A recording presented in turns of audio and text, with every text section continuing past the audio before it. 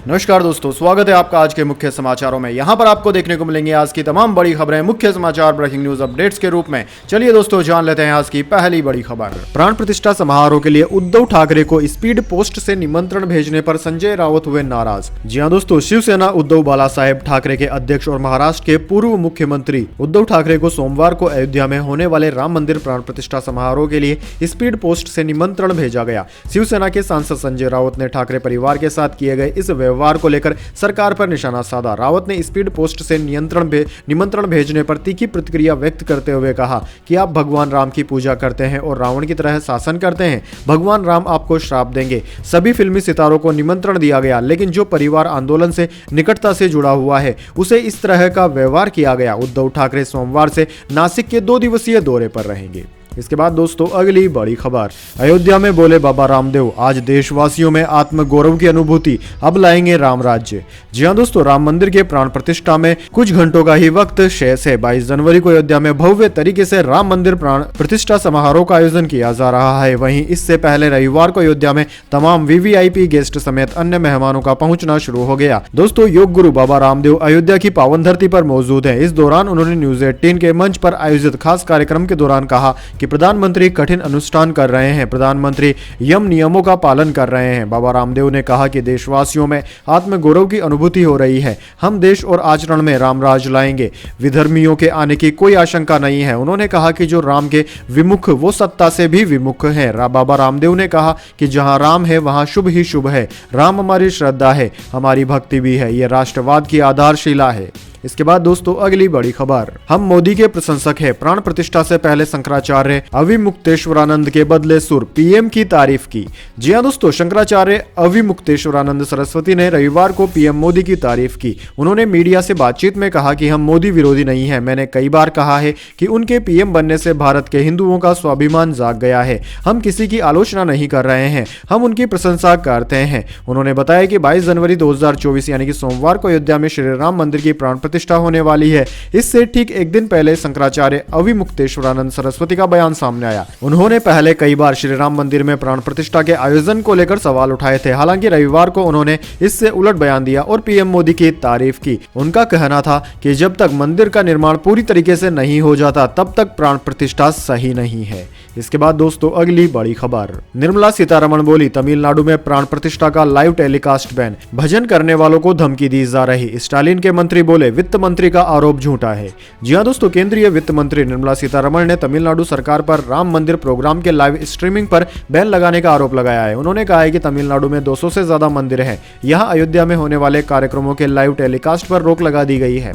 उन्होंने आरोप लगाया कि पुलिस मंदिरों में कार्यक्रम नहीं होने दे रही, आयोजकों को धमकी दे रही है कि वे पांडाल तोड़ देंगे। यह हिंदू विरोधी काम है। सीतारमण ने सबूत के तौर पर सोशल मीडिया प्लेटफॉर्म एक्स पर तमिल न्यूज़पेपर की एक कटिंग पोस्ट की। हालांकि तमिलनाडु सरकार के मंत्री पीके शेखर बाबू ने ट्वीट करके सीतारमण के आरोपों का खंडन किया। उन्होंने कहा कि केंद्रीय मंत्री अफवाह फैला रही है। इसके बाद दोस्तों, अगली बड़ी खबर। रजनीकांत हुए अयोध्या के लिए रवाना। प्राण प्रतिष्ठा समारोह में दामाद के साथ होंगे शामिल। कंगना रनावत ने अयोध्या पहुंचकर लगाई झाड़ू। जी हां दोस्तों, 22 जनवरी को अयोध्या में राम मंदिर के उद्घाटन का प्राण प्रतिष्ठा समारोह है, जिसमें शामिल होने के लिए देश भर की नामी हस्तियां अयोध्या का सफर कर रही है। साउथ सुपरस्टार रजनीकांत भी इसमें शामिल हो गए हैं। चेन्नई से वे रवाना हो चुके हैं। एयरपोर्ट पर रजनीकांत के साथ उनके दामाद धनुष को भी स्पॉट किया गया। रविवार दोपहर को रजनीकांत को चेन्नई एयरपोर्ट पर स्पॉट किया गया था। वो चेन्नई से अयोध्या के लिए निकले हैं। उनके साथ धनुष भी स्पॉट हुए। इसके बाद दोस्तों, अगली बड़ी खबर। Bullet proof gate, luxury toilet और वॉर रूम। आईडीएफ ने भी हमास के 1 किलोमीटर लंबे सुरंग का पर्दाफाश किया। जी हां दोस्तों, इजरायल और हमास युद्ध के बीच इजरायली सेना को बड़ी सफलता मिली है। इजरायल डिफेंस फोर्सेज ने दावा किया है कि उसे 1 किलोमीटर लंबा सुरंग मिला है। हैरानी की बात यह है कि इस सुरंग के अंदर वो हर एक सुविधाएं मिली जिसकी जरूरत एक आम इंसान को होती है। इन सुरंगों में एयर कंडीशन कमरा, टॉयलेट, किचन और वार रूम भी मिला है। दोस्तों, बताया जा रहा है कि इन सुरंगों में हमास ने रोशनी का पूरा इंतजाम कर रखा था। इसके साथ ही इसमें ऐसे दरवाजे मिले हैं जिन पर बम ब्लास्ट का भी असर नहीं हो सकता। इन सब के बीच चौंकाने वाली बात यह है कि 1 किलोमीटर लंबे सुरंग में करीब 20 बंधकों को रखा गया था। इनमें से कुछ बंधकों की रिहाई कतर की मध्यस्थता में हुई थी। इजरायली सेना के मुताबिक सैनिकों को यहां एक होल्डिंग एरिया के साथ सलाखों के पीछे 5 छोटे कमरे मिले हैं। हालांकि आईडीएफ ने कहा है कि छापेमारी के वक्त सुरंग के अंदर कोई बंधक मौजूद नहीं था। बताया जा रहा है कि यह सुरंग दक्षिण गाजा के खान यूनिस इलाके में मौजूद एक आतंकवादी के घर के नीचे नीचे मिला है, जो कि टनल नेटवर्क से जुड़ा था। इसके बाद दोस्तों अगली बड़ी खबर, असम में राहुल गांधी के साथ धक्का मुक्की, सुरक्षाकर्मी भीड़ से बचाते हुए बस में ले गए, जयराम रमेश की कार पर पानी फेंकने का आरोप। जी हां दोस्तों, कांग्रेस की भारत जोड़ो न्याय यात्रा के दौरान रविवार को असम में राहुल गांधी के साथ धक्का मुक्की हुई। राहुल को बचाते हुए उनके सिक्योरिटी गार्ड उन्हें बस के अंदर वापस ले गए। घटना के दौरान राहुल का काफिला सोनितपुर में था। राहुल ने घटना को लेकर कहा कि आज बीजेपी के कुछ कार्यकर्ता झंडा लेकर हमारी बस के सामने आ गए, मैं बस से निकला तो वो भाग गए, हमारे जितने पोस्टर फाड़ने हैं फाड़ दो, हमें कोई फर्क नहीं पड़ता, हमारी विचारधारा की लड़ाई है, हम किसी से नहीं डरते, न ही नरेंद्र मोदी से, न असम के मुख्यमंत्री से। कांग्रेस पार्टी ने न्याय यात्रा के काफिले पर 48 घंटे में दूसरी बार हमले का आरोप लगाया है। कांग्रेस ने सोशल मीडिया पर लिखा कि आज जब हमारा काफिला असम में रैली स्थल की ओर जा रहा था, तब जुगमुरियाहाट में हेमंत बिस्वा शर्मा के गुंडों ने महासचिव जयराम रमेश की गाड़ी पर पानी फेंका और स्टिकर फाड़ा। इसके बाद दोस्तों अगली बड़ी खबर, अयोध्या धाम में 51 स्थान पर 22,000 से अधिक वाहनों की होगी पार्किंग, ड्रोन से होगी निगरानी।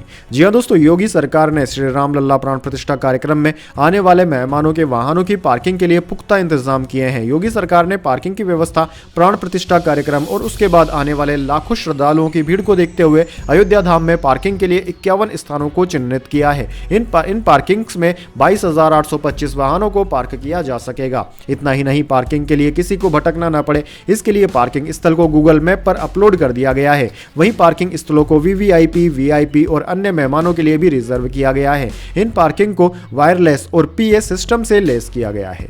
इसके बाद दोस्तों अगली बड़ी खबर, अफगानिस्तान में क्रैश हुआ प्लेन भारतीय नहीं, यह Morocco registered air ambulance Thailand से मॉस्को जा रहा था, गया में ईंधन भरा था। जी हां दोस्तों, अफगानिस्तान के एक इलाके में रविवार को एक प्लेन क्रैश हो गया। भारत के नागरिक उड्डयन विभाग ने बयान जारी कर बताया कि क्रैश हुआ एयरक्राफ्ट एयर एम्बुलेंस था। यह थाईलैंड से मॉस्को जा रहा था। रास्ते में इसने भारत के गया एयरपोर्ट पर ईंधन भरा था। जानकारी के मुताबिक प्लेन तकनीकी खराबी की वजह से अपना रास्ता भटक गया और अफगानिस्तान के बदख्शाखा प्रोविंस के जेबांग जिले में क्रैश हो गया। जहां हादसा हुआ वह पहाड़ी इलाका है। इससे पहले पाकिस्तान और अफगानिस्तान के मीडिया ने इसके भारतीय विमान होने की जानकारी दी थी। प्लेन क्रैश को लेकर अलग अलग दावों के बीच टोलो न्यूज ने उस शहर के सूचना विभाग के प्रवक्ता ज़बीउल्लाह अमीरी के हवाले से बताया कि घटना की जांच के लिए एक टीम को इलाके में भेज दिया गया है। जांच के बाद ही प्लेन और हादसे के बारे में ज्यादा जानकारी मिलने की उम्मीद है। इसके बाद दोस्तों अगली बड़ी खबर,